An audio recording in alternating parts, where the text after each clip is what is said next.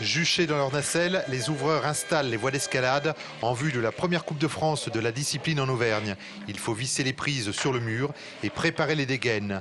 Un travail technique sans règles précises ni plan. C'est de la création pure, entre guillemets.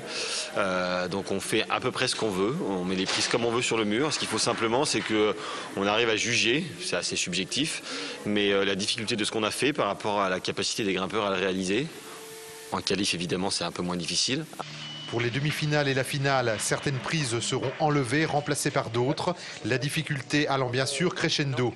Sur chaque manche, le même règlement. Chaque grimpeur dispose de 8 minutes pour atteindre le sommet d'une voie de 12 mètres environ. Les ouvreurs disposent les prises de manière à ce qu'on fasse des mouvements bien spécifiques. Donc après, faut s'adapter à la disposition des prises, l'orientation. Les prises, elles sont plus ou moins bonnes, donc après on fait en fonction et ça donne la difficulté d'une voie, son passage, sa trajectoire et voilà. Difficulté supplémentaire lors des phases finales, les concurrents grimpent à vue. C'est-à-dire que les grimpeurs n'ont jamais vu personne grimper dedans avant. Ils ont simplement une petite observation de 5 minutes pour regarder le parcours de la voie et les prises.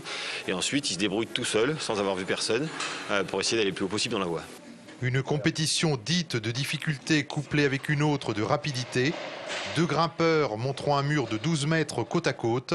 Le premier en haut sortira vainqueur.